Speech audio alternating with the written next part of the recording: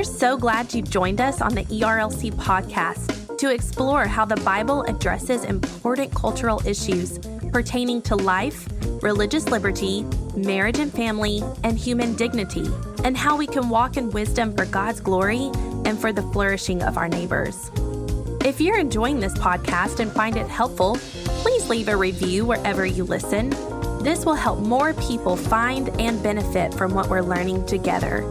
We are grateful for the time you take to join us for these conversations.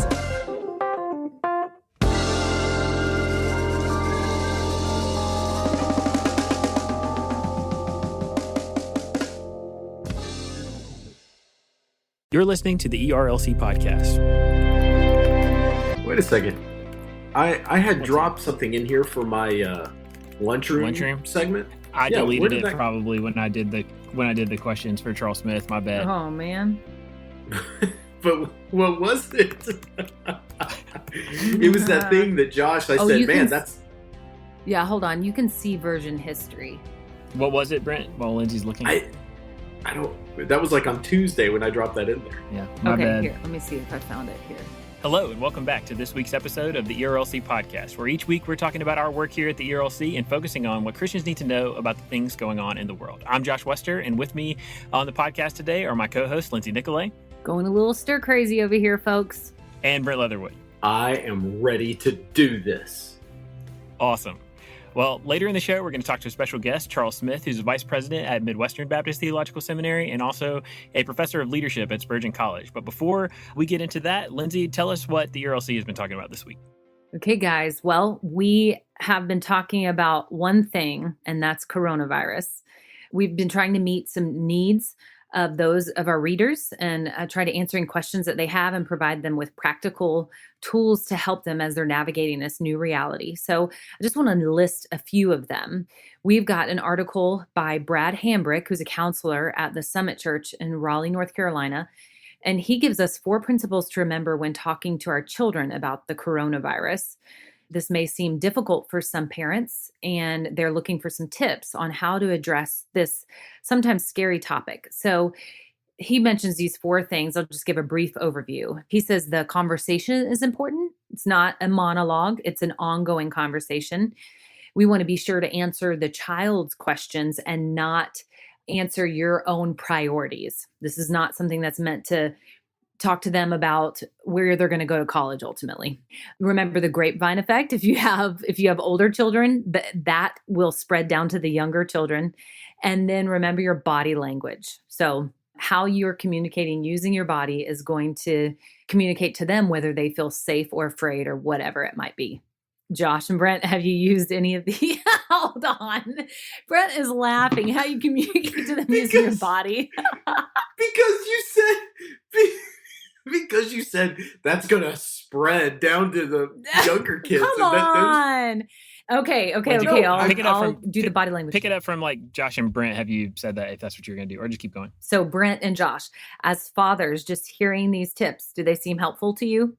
They seem, they're very helpful for us. And I think as we have talked about this with our own children, we have just been trying to, I may have said this a couple weeks ago, we have been trying to focus on the good that is out there. So being really thankful and really appreciative that even though there's a lot of uncertainty out there, God has provided our society with lots of really skilled doctors and nurses and researchers that are helping people through this crisis. But it's certainly something that our children are very aware of. Ours are on the younger side, but it's good. Yeah, and I would say for us, Brent, actually something you said last week was so helpful for us when you said we're trying to focus on good people doing good things or things people are doing to help people. I've had a lot of conversations with my son about that, and I think that this list from Brad is super helpful, Lindsay. It is. And, I've tried to practice these things with Marion at home, but all she says back is, "Ma." It's not working. So for those listening, Marion is 1. So I don't have the opportunity to talk to her about these things, but these are so helpful.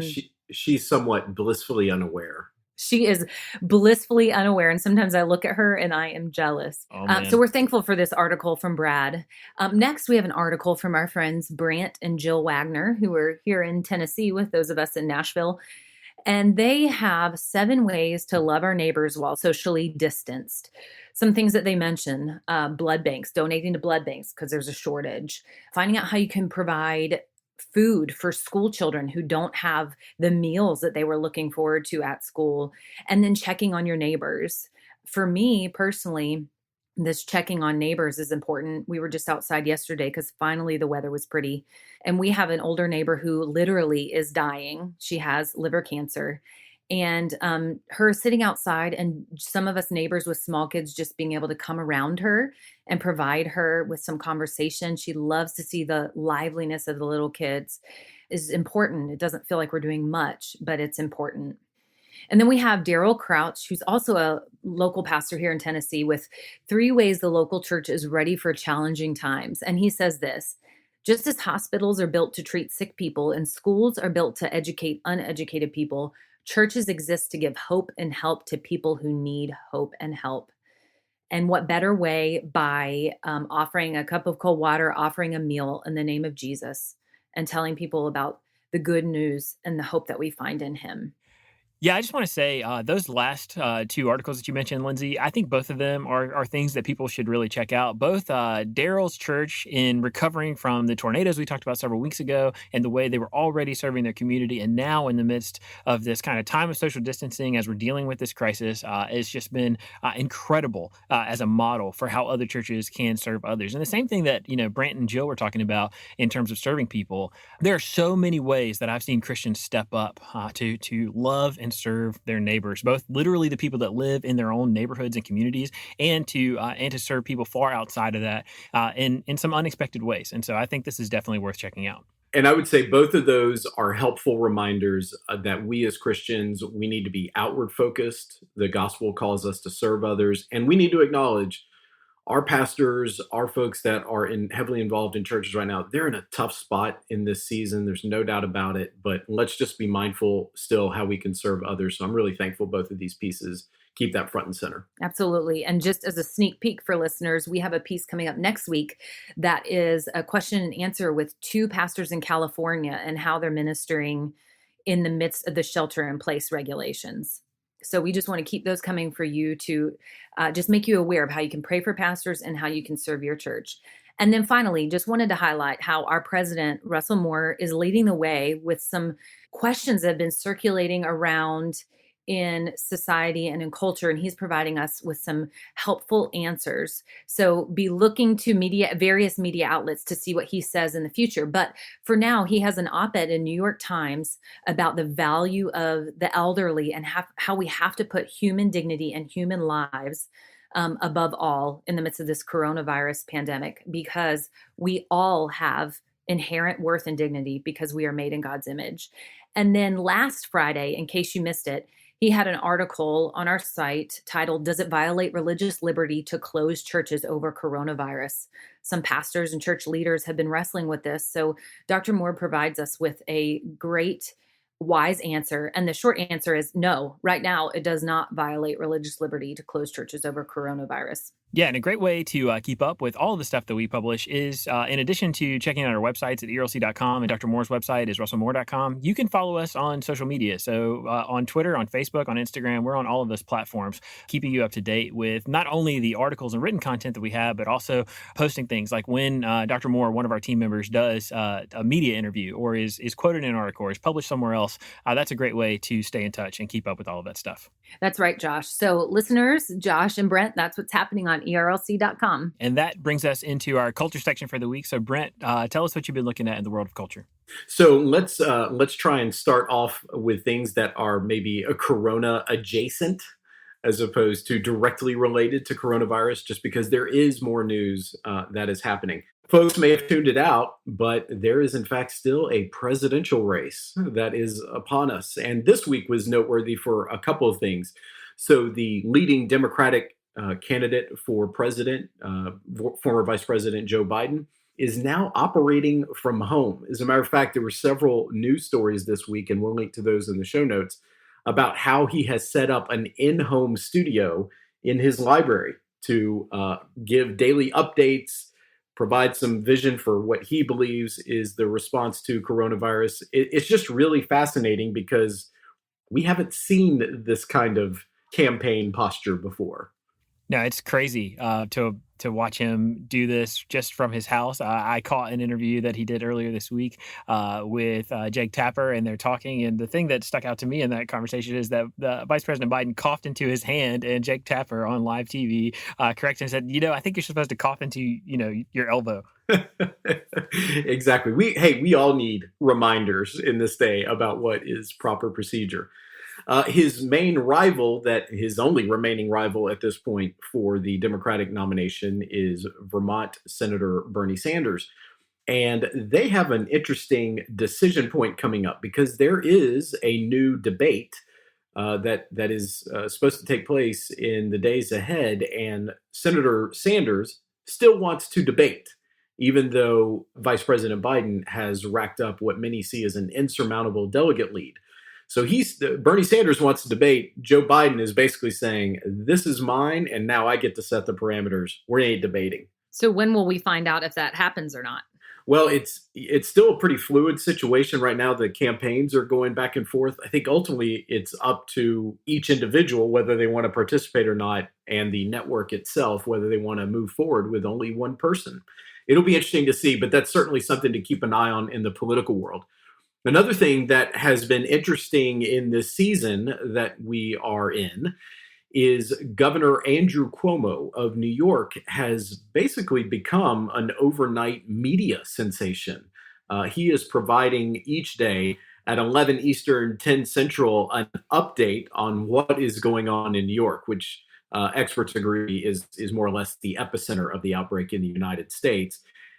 And folks are resonating with these daily messages that Cuomo is sending out, these press conferences that's having. At the same time, at the end of each day, the president is hosting a daily White House briefing, and those ratings are apparently sky high right now. So what that tells me is folks, while they are at home, they are looking for really good, valuable sources of news. Yeah, I think that especially like in the case of Governor Cuomo, you look at all of the cases that are in New York, which the last time I looked was over 25,000 cases. His briefings, I think, have really resonated and struck such a chord with people because as his state is in the middle of such an intense crisis, he has just put a lot of humanity and compassion on display. And as he has called and challenged New Yorkers to care for one another and to show extra compassion and humanity to each other as they are facing this crisis, it's really been something to watch. And then it is also no surprise that the president's daily briefings have been so noteworthy, especially I think the real hero of those things, the guy that I'm looking for every day on the stage is Dr. Fauci. Yeah, Dr. Fauci is an incredible figure that I wasn't very aware of before this, even though I should have been. But he's someone that you would like to adopt to be your grandfather. Yes, that's right. He and the other doctor, what's her name? Birx. Yes. Yeah, Fauci is noteworthy because he has served across multiple administrations. And so he's somebody that is more or less transcending this political moment, which that's really what Americans are looking for right now. Okay, so we need to acknowledge this week was a record-breaking moment in terms of job losses. So it was revealed Thursday morning, and many folks expected this, but still it was an eye-popping number. Just under 3.3 million Americans filed for unemployment benefits with their state and federal governments. And that is a number that was not seen in the depths of the Great Recession. So we are certainly in a season where there are a lot of people who are now hurting professionally and potentially even financially. But there is some good news. So I did want to highlight this. I didn't want to just leave us there. It was noted online this week that there are several large companies that are hiring. So we did this, I think, last week, but it bears mentioning again because people may be listening and wanting to know, okay, where can I go for a job right now? Walmart is hiring an additional 150,000 workers. Instacart is hiring an additional 300,000. Dollar General has put out a request for 50,000 hires. Domino's Pizza, CVS, Pepsi Company, and Kroger, which we mentioned previously. So There are a lot of big names that are seeking workers right now. And hopefully, if you're a listener who unfortunately may be in a season right now of some professional challenges, maybe that could be a solution for you. So I would definitely point you to those companies, and we can list those in our show notes if you didn't catch them as I mentioned them. So with all of the job losses, Brent, and the economy, how it's tanking the stock markets, how is our federal government responding? So, as we are taping this, we have gotten to the point now where the Senate has passed unanimously the coronavirus rescue package. It's worth $2.2 trillion. That is a massive Wow. piece of legislation. As a matter of fact, it is 10% of our gross national product, to give you a sense of how large this is. And it is meant to be a stabilizing piece of legislation for the economy. So individuals are going to be receiving some aid from this, a number of businesses and a number of industries as well. It is now in the hands of the House of Representatives, which they are anticipating votes coming there on Friday of this week. I think it's such a huge deal that we are looking at this stimulus package. I mean, we've talked about this in the past about the fact that these stimulus packages have happened before, but nothing along these lines. Looking at $2 trillion and, hopefully, regardless of whatever your, big picture thoughts on the government taking these steps are, I'm really hopeful that the relief that's coming both to businesses and to individuals is going to do a lot of good, both to help the economy, but also just to help real people who are struggling in this season. Lindsay, are we going to have any resources that people can get up to date on this when it does pass? Yeah, Brent. So today we have an email going out, the weekly email that we've talked about on the ERLC podcast before. We'll have an explainer about this. Well, several explainers, one from Joe Carter and another from the policy team in DC. So if you are not subscribed to the weekly, you can go to erlc.com and scroll down and enter your email and subscribe so you can receive these explainers. That's great. On the SBC front, coronavirus has certainly taken a historic toll in the sense that the largest annual gathering of Southern Baptists was officially canceled for this year. The SBC annual meeting that was due to take place in June in Orlando. And that is a historically noteworthy decision that's been made by the executive committee and the Great Commission council members, which represent all the entities. So do we know off the top of our heads some of the ramifications of this? Yeah, so, this has not happened since World War II. I think it was 1943 was the last time this took place. Though if I was better at math, I could tell you right away. According to the SBC bylaws, what's going to happen is that there's basically just going to be a freeze. So just pretend like instead of the annual meeting being canceled, it's just being pushed off a year. Everything is going to remain in place. Presumably that means that the executive committee, who kind of handles the day-to-day affairs of the denomination when we're not in session, which only happens once a year for 2 days, the executive committee will be able to put together the budget and whatever essential things need to happen so that the denomination can continue to function for another year until we're able to get to the next annual meeting. One of the things that also means is that President J.D. Greer is going to serve for another year, and his term will be extended to that. And so typically in the SBC, presidents are usually elected for a 1-year term and then usually reelected then for a second year, and they only serve 2 years. This will be JD's, he's already in his second year, so he will be extending that to serve for another year. And look, the SBC and just the wider kind of church world, they are adapting and responding to this. So a couple of just news items that stuck out to me. I thought this was really great. Our friends down at the Louisiana Baptist State Convention, they're donating 10,000 N95 respirator masks to a local medical center in New Orleans to help with the medical needs there for folks who are on the front lines fighting this virus. And that's just awesome. We're actually hearing about that in other instances. Companies who had stockpiled those for like wildfires and things like that, they're also making sure that those resources get to hospitals and medical personnel. And similarly, churches are adapting the way that they are doing worship. So there's a story out of San Antonio about churches offering drive-in worship services, which I think is awesome. What an innovative way to respond. What I love about that so much is that we're seeing churches respond both by like being very forward looking, and some are doing throwbacks. We have this whole drive-in church thing happening, even as we have churches taking the advantage of things like YouTube or Facebook Live or Zoom. I don't even know what it must be like to do a church service on Zoom where literally you're looking face to face with all of the people that you're worshiping with.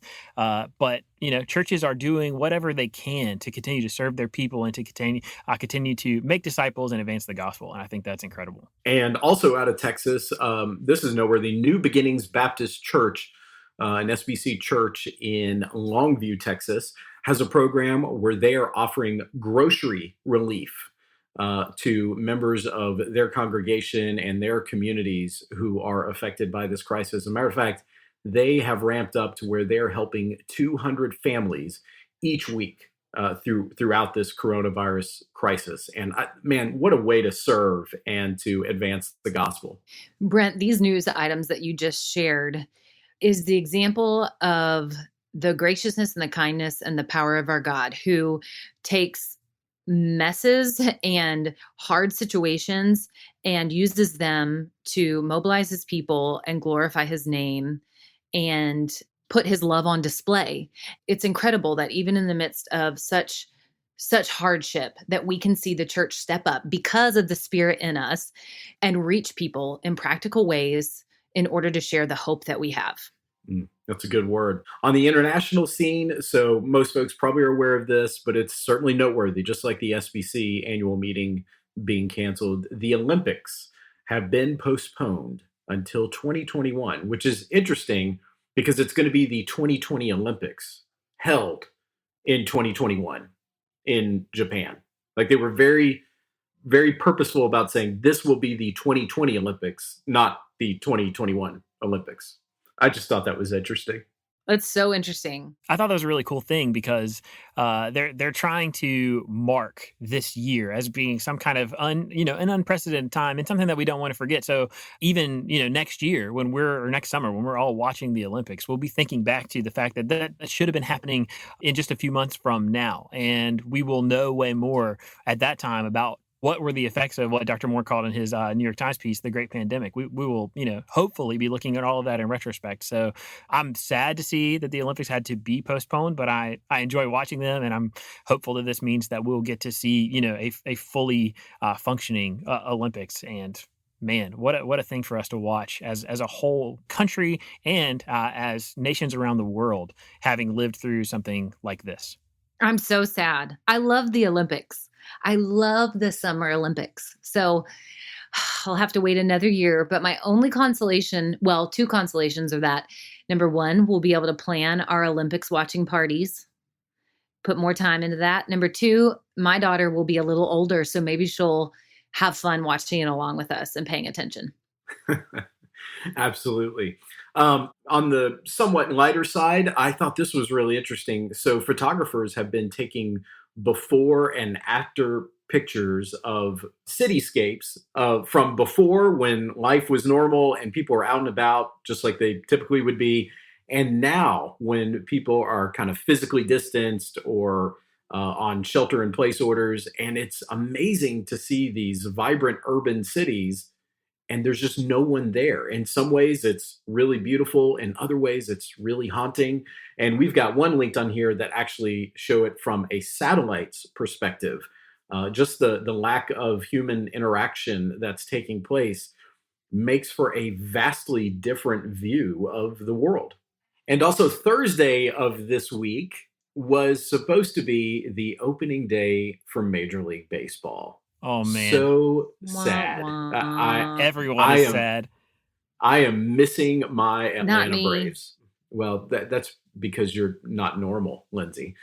Look, Lindsay, baseball is America's pastime, okay? Like, I know right now it feels like reading the news or scrolling Instagram is America's pastime, but it's really baseball. And there's just a sense of loss that people feel because that's what should be happening right now. That's right. Lindsay, empathy. I need your empathy as somebody who loves baseball, and you're not extending any empathy towards me or Josh. I will empathize because of the lack of football. Yeah, well, even if you don't care about Major League Baseball, I'll tell you, like, we should be doing T-ball right now with Jackson and other, all of my friends. We should be out there, having fun on the baseball field. And right now, that's not going to happen. That's right.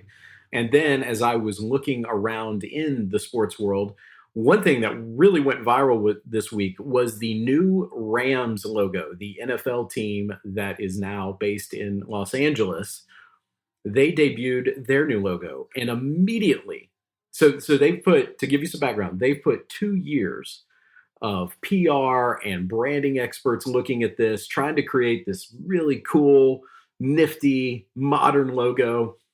And it took all of about 5 minutes for the Twitterverse to discover that there are a lot of similarities between the new Rams logo and the Angelo State Rams logo. As a matter of fact, there's too many similarities. That's right. The internet then did what the internet does best, which is absolutely pile on this thing. And so if you didn't see any of that back and forth, it was substantial. Yeah, so we've got a story that's kind of serving as a roundup for it that we'll link to in the show notes. But that was a humorous cultural moment. So anyways, Lindsay, Josh, that's your look at This Week in Culture.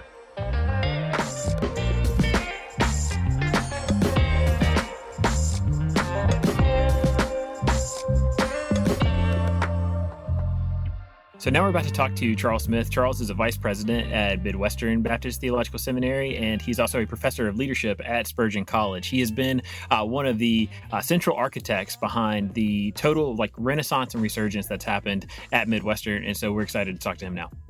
Charles, tell us a little bit about yourself and what you're doing in ministry right now.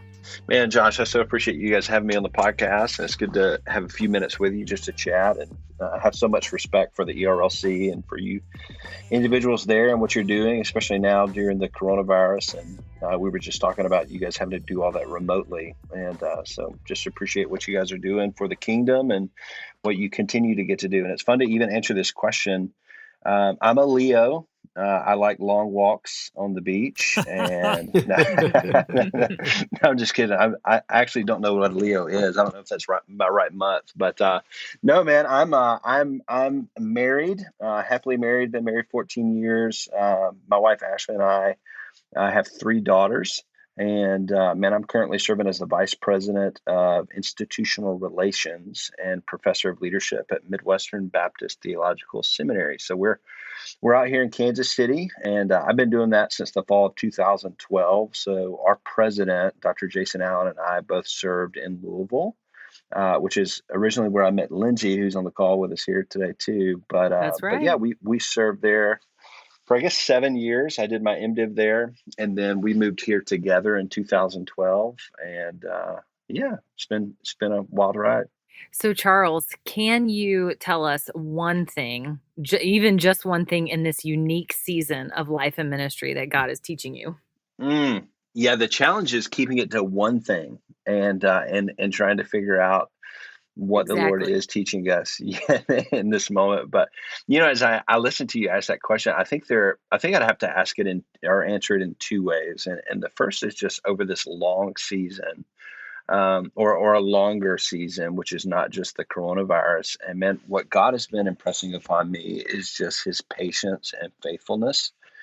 And part of that is probably like all of us, we have some sort of little Bible reading plan. And I've always tried to do the Bible thing in a year, and I've done that many times. And over the past couple of years, I've tried to just be really more relaxed with it, which has allowed me to spend longer periods of time in different parts of the Bible. And recently I've been just walking through Genesis and Exodus and just different parts of the Old Testament. And I'm just constantly amazed by the sinfulness of humanity and me, obviously see myself and all that, but then also just the unbelievable patience of the Lord and how he's always running after his people. He's always faithful. And, I was, thinking of Psalm 23:7, which says, surely goodness and mercy shall follow me all the days of my life. And we all grew up singing that and celebrating that. And I think as I'm getting a little bit older, getting a new appreciation for it.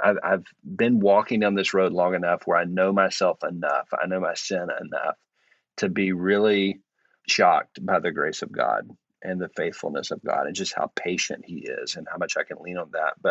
But more immediately in this season, man, I'm just learning with COVID-19, just like you guys are, just to trust, to listen, to abide, to respond and not react. And I think those are subtle differences, but I think they're significant spiritually. I'm like a big Enneagram guy, and so my Enneagram is 3 and 8. So I love to make a decision and want to be successful. And for people with that personality, this can be really difficult because you don't know what the future holds, let alone the next 6 hours hold. And so for me in this moment, I think Christ likeness looks like waiting upon the Lord, not making rash decisions, trusting, not being anxious.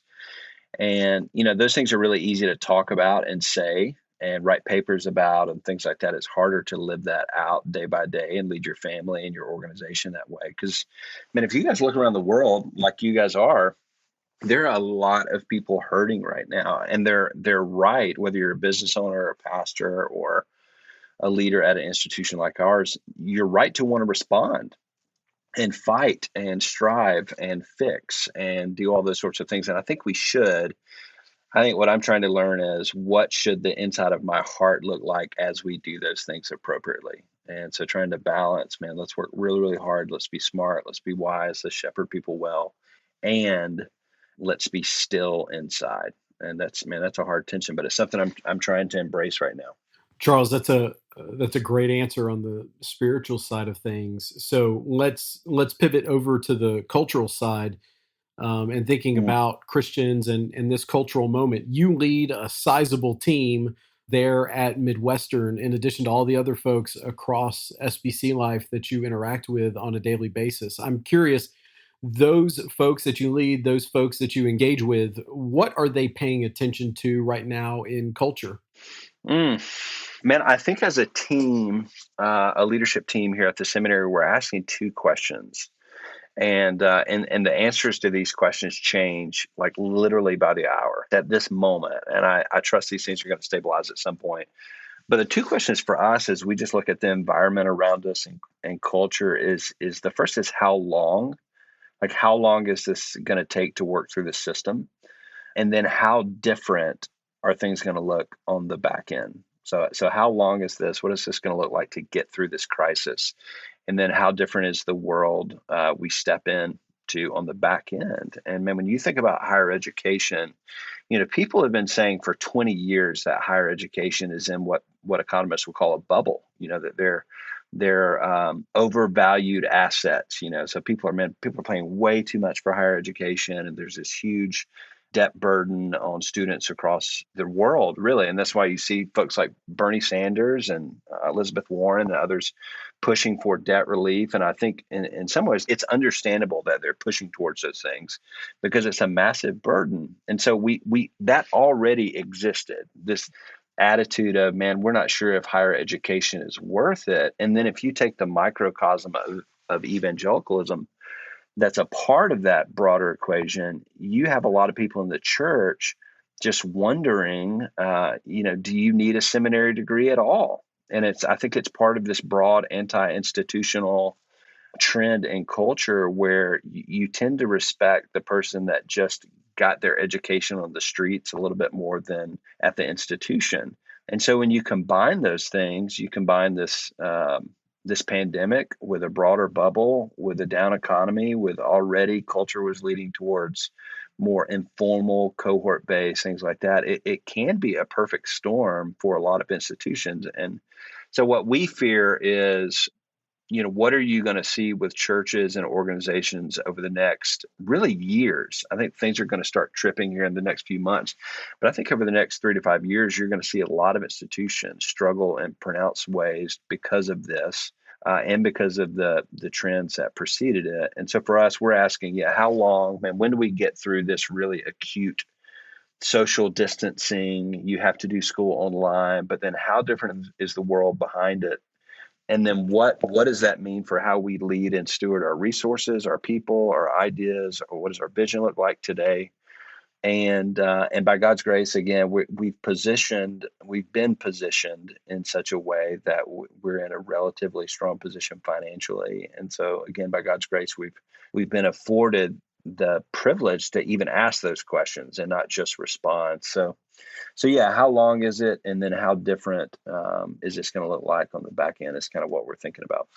There are certainly a lot of unknowns moving forward, Charles, but we know the Lord's in control. But looking ahead, you have been working alongside Dr. Allen and the team at Midwestern to bring about a real transformation over the last several years. Lots and lots of wins and amazing things that the Lord has used y'all to do. So can you tell us about your role in that and maybe any reflections on how God has worked through that process? Lindsay, you're kind of say that. I don't. I'm hesitant to kind of locate myself within that because it's just hard. One, because it's hard, and two, it's kind of a weird thing to even reflect that way. But a lot of that is just because of the way it's happened here in Kansas City. It's so clearly of God for us. We've been here 8 years, and the first couple of years, it was easy. As hard as we were working, it was easy to draw a line between our success and what we were doing, because you were just moving from 1,000 students to 1,500 students or something. It's just very easy to naturally think, oh, well, we're making investments here, and we hired some people here, and of course we grew. And I think just the older I've gotten and the longer I've been here, the slower I am to kind of go, oh, we did this and the Lord blessed it. It's just kind of shocked at what the Lord's done. And I hope you don't hear that with a whiff of pride. My point is, it's hard to even look back and to see exactly what we've done and understand how the Lord's blessed us in that. But a couple of things come to mind just as I even think about this. Is I'd probably mention three things. The first is that meaningful change takes time. And I think a lot of people from the outside that aren't here would go, man, it seemed like overnight within a year, Midwestern kind of turned and you guys were doing, really amazing new things. And I've heard people say that about the ERLC too, because you guys came at a similar time. Dr. Moore came, but knowing people like you guys on the ground and Andrew Walker and Philip and other guys, I know it actually took years and years and years, and you guys are still in that process. And so one of the things I've learned is just leadership that's significant and leadership that lasts just takes a long time. And so that's been helpful to me. It's helped me be more patient. The second thing I'd say is that culture and people are more important than strategy and products. And so I've just learned, man, the people you get on the bus, the culture you establish as an organization, whether it's a church or the ERLC or Midwestern, it really does drive the bus. The people drive the bus, the culture drives the bus. It's not necessarily the product or the content or the strategy. Those things are important, but they're really secondary to this bigger organizational reality we call culture. So that's been huge to me. Just developing people, having a healthy culture is a big part. And then finally, just that God, this sounds cheesy, but that God blesses faithful and focused leadership. And one of the challenges for any organization is to care about the competition more than you do your own culture or your own team or your own ministry, or care about politics or what's happening in the world around you. And I think the Lord blesses not us burying our heads in a sand organizationally, but at the same time, just like keeping our eye on the ball that God has given us. And for us, the ball that God has given us is to train leaders for the church in Kansas City and through online across the globe. And so for us, I think it's waking up day by day and week by week and just fighting to stay faithful to what the Lord's given us. And I think He's excited, God that is, to give us more if we're faithful with what we have. And so we've just tried to really keep our nose clean, to do the next best thing and be faithful with what we have. So those are three things that come to my mind. I don't know if that's helpful to you, but that's what we're thinking about right now.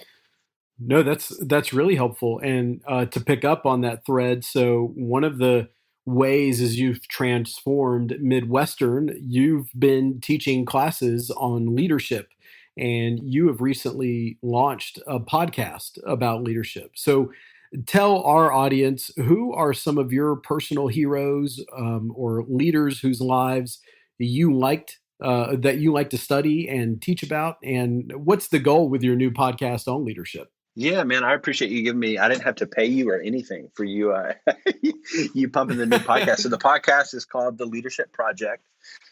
It's named after a staff and student leadership development program I started at Midwestern 5 or 6 years ago. And it launched Monday. We're really excited about it. And man, the goal is, I think we live within a world, and especially within a generation that is really confused when it comes to leadership. You have folks that are fired up about leadership and they have a very secular view. You have Christians that think leadership is only a secular thing. And what I'm trying to do in the podcast is help people see that every Christian is called to lead. And I define that as taking initiative for the glory of God and the good of others. So all of us are called to follow God on mission, to step towards the broken, the needy, with the hope of the gospel. And that looks like 1,000 different things. And so what's fun to me, because that's my burden, when I think about heroes and who I like to think about, there's kind of two veins. One is these larger than life people, people like Abraham Lincoln and Churchill and, General Patton and George Bush and all the people that you guys would not be surprised by. I enjoy that stuff just as much as anybody else because it's fascinating. And you see in that the Lord uses what I would call faithful and focused leadership to move the world around. Like, nations are changed. The face of the world is changed for good or bad based on leadership oftentimes. But I also find fascinating, perhaps even more, it's just regular everyday acts of courage that often aren't published. They aren't featured on a podcast. But I think about people like my dad. I mean, my dad grew up just kind of in a normal middle-class family in Alabama, was on the city council for 20 years in Montgomery, and was a State Farm agent. And nothing about his life, no publishers are beating down my dad's house, mom and dad's house to write a memoir, right?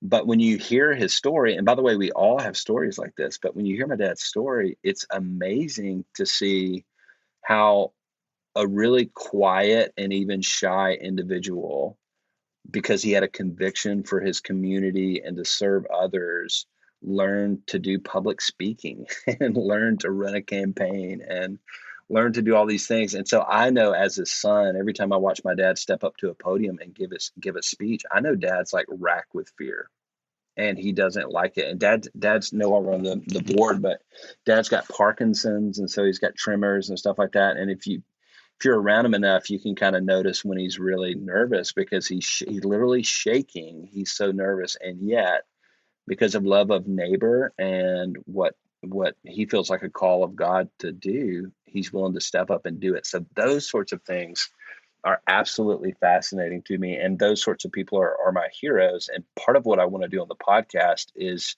shine a light on some of that stuff, because for so long, when we think about leadership, we think it's something that other people do, people with big platforms and big titles and large followings and people that are Enneagram X, Y, and Z. But I think when you look to Scripture, leadership is something that all of us are called to do. And one of the things I hope to do is show how that's not always knocking down this massive organizational wall or writing this amazing 500-page book. Sometimes it's just stepping up and giving a speech at the local town hall. And so those are the things that fire me up. Those are my heroes. And so, Charles, every Christian is called to some measure of leadership, and that's something that we can all do, as you said, about following God on mission. So we just want to say thanks so much for taking the time to talk to us today. Man, I've had a blast. We're living in uncertain times. All of our lives have changed as a result of the coronavirus pandemic, and none of us know what the future holds. How do we begin to think through recent events and learn to cope with them? In a new book called Where is God in a Coronavirus World?, Oxford professor John Lennox examines the coronavirus pandemic and shows us how the Christian worldview can help us make sense of recent events. Lennox reminds Christians that we have a sure and certain hope to cling to when everything around us changes. Go to thegoodbook.com to pre-order now.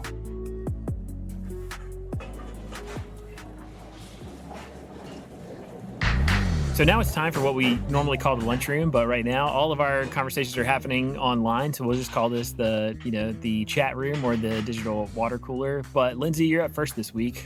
What's on your mind? Okay, so my chat room is a beautiful rendition of It Is Well, sung by studio singers out of Nashville. So it gives me all the feels, all the heart emojis for Nashville, and it's gorgeous. Just shows that Nashville has the best of the best, and that people are taking lemons and making lemonade.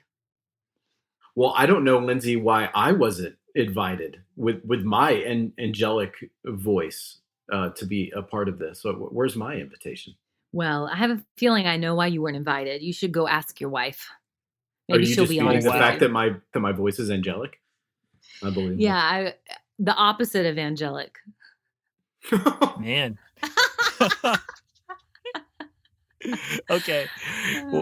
Well, for my chat room section this week, I just wanted to share I just wanted to bring some levity to some really hard times because I have, one of the things that's been happening is just a lot of mindless time on the internet. So I thought I would serve you by bringing you 3 fun things that I saw online this week. So for those of you who do the Enneagram, this will mean a lot to you. For other ones, it's still funny.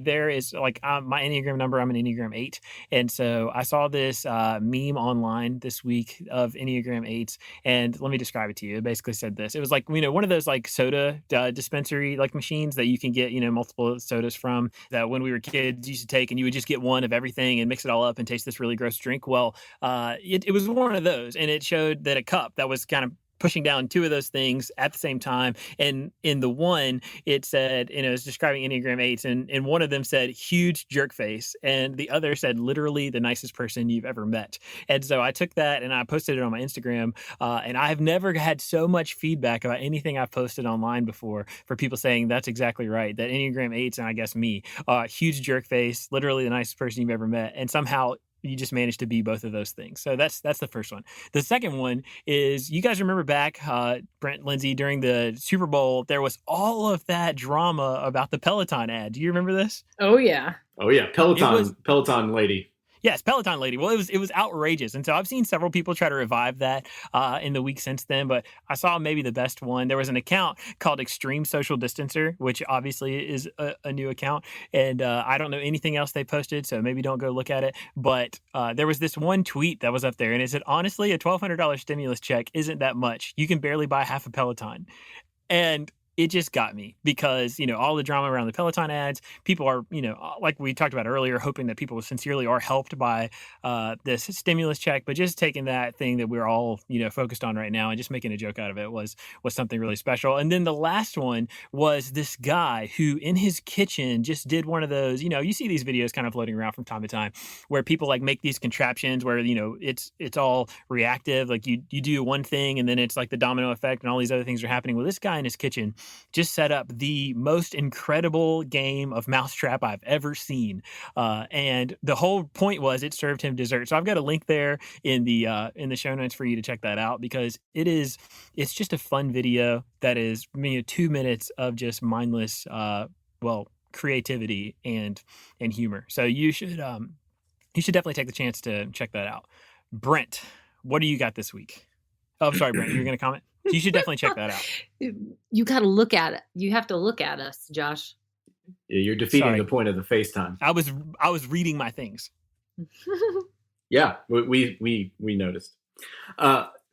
So, Josh, that was a very interesting contraption that gentleman created. My only question is, did he just have a wagon wheel laying around? And then if you have an extra wagon wheel, do you cut out a spoke to get the effect? I mean, is that just what you do? I thought that was impressive, but even more impressive than that to me, one, I'm pretty sure he destroyed his laptop in order to do that. So there's that. And and he puts this butter on basically a homemade conveyor belt. You'll just have to check it out, but it's like a butter candle. It's melting. It's a very it's creative, and who knows why he put the time into that. But I enjoyed it as a person who is spending way too much time indoors and on the internet. That's well, right. Those videos that we see kind of make me feel bad about myself because what am I doing with my extra time? I definitely can't come up with anything creative like that. I just watch my brain turn to mush. You're raising a 1-year-old child. You're doing that's very true. That does redeem it. That's right.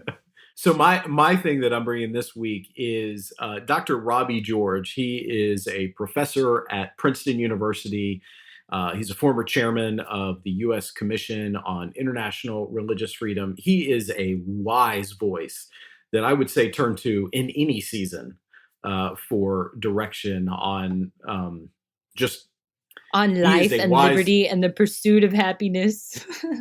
Yeah, those things. He's just a wise voice for really all things in our culture right now. But that is not why I'm recommending him today. He has started in this season of social isolation, putting out videos because he is an accomplished banjo player. And to see Dr. Robbie George, somebody that you typically view for very serious things, to be playing the banjo as great as he does in a ball cap and sunglasses is gratifying for the soul. It sure is. I mean, Robbie George, is one of the foremost conservative intellectuals in America. And he is, I describe him just as a total boss. That's what he is. But like these videos of him playing the banjo, he is just owning his role right there. He's got like the hat and like you said, not just sunglasses, but like, he's leaning into the old man look with the old sunglasses. Epic old man sunglasses. And he is just, but he can just play the banjo. And so as an Eastern North Carolina boy who has been to many, many bluegrass concerts and Saturday night, small country, we call them like sings or whatever, to hear a lot of bluegrass, it is just a special thing, and you should definitely check it out. What more can you say, Josh? Absolutely. So that brings us to our final segment for the week, which is our mailbag. So Lindsay, why don't you tell us and it's not actually the mailbag. Lindsay, why don't you tell us what's in the inbox? This church member asks, an interracial couple is getting married in our church. Some members have threatened to leave if this happens. What should we do? Yeah, so we hear from people from time to time with this question or very similar questions about what to do, because this is, as Christians, something that we want to help people think carefully about, not only just about human dignity, but also about race and about racial reconciliation. Probably the first thing that I would point to is just to say to make sure that your theology in terms of what the Bible says about this issue is well thought out. And so the first place that I would point you there is just back to the very beginning of the Bible. If you look at Genesis chapters 1 and 2, we see that God creates man in his image. And it says that man is created in his image, and that's both men and women. And that because every person is created in the image of God, that means that they have an inherent value and dignity. And there are no degrees of that. That is true of every person who has ever lived. They are made in the image of God, and they have this intrinsic, inherent dignity and value. And there are no kind of gradations of that. There's no thing that separates that. And so when we're looking at this question for Christians, the most important question when Christians are thinking about getting married is, are both parties believers? Is both the man and the woman a committed follower of Jesus? And so if that's in place, that's the number one thing that the Bible points us to when we're considering marriage. More than that, when we're thinking about marriage, the New Testament teaches us that what the Apostle Paul calls the mystery is the fact that God in Christ plans to unite all peoples in Jesus, to bring them into one new family. We see this in Ephesians, we see this in Colossians.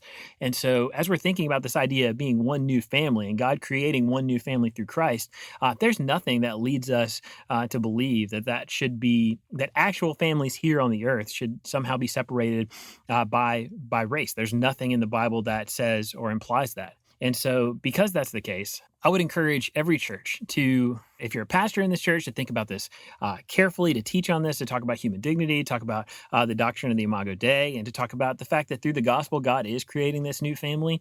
If there are people who want to push back to that or don't understand that, try to understand if that's like a discipleship issue where people just haven't thought fully enough about what the Bible says, rather than is it some kind of like obstinance or recalcitrant attitude that just won't let them, where they are refusing to recognize what the Bible says is true. But ultimately, we want to counsel patience and love and a lot of spirit-given wisdom as you're dealing with a hard situation like this. But one thing that I would tell pastors, church members, or anyone is that you're not going to regret standing firm for what the Bible says is true. You're not going to regret standing up for the dignity of your fellow image bearers. And you should be willing to stand for and to do what the Bible says is true, even if that means that some people can't, or some people are going to refuse to follow you in that direction. I would say that ultimately that's okay. If people choose to leave your church because your church is being as loving toward them as you can while continuing to do what the Word of God says you should do or is okay or permissible according to God's Word, I don't think that's something you would regret. And Lindsay, you said this came from a church member, right? Yes. So hopefully this member is taking their concerns first and foremost to their pastor. And hopefully the pastor is seeing this as a great opportunity to reassert some of those things theologically that Josh just surfaced, the Imago Dei and other doctrines that are relevant, to make sure that these individuals who might be confused or concerned are actually just going to get more of the gospel in their lives to see the proper path forward here. So lots of wisdom, lots of patience, but the gospel is ultimately what we need to fall back on. I think that's exactly right. Before we sign off, we just want to say thanks again for listening to the show and for helping spread the word for other people to find and discover the podcast. Just as a reminder, one of the things that is really helpful for us is for you to go into your podcast app and leave us a rating or a brief review, just telling other people about the podcast or why you like it, and to share it on social media. So if you would take the time to do that, we'd really appreciate it. So for Brent and Lindsay and myself, we are going to sign off now, but we'll be back next week with more content.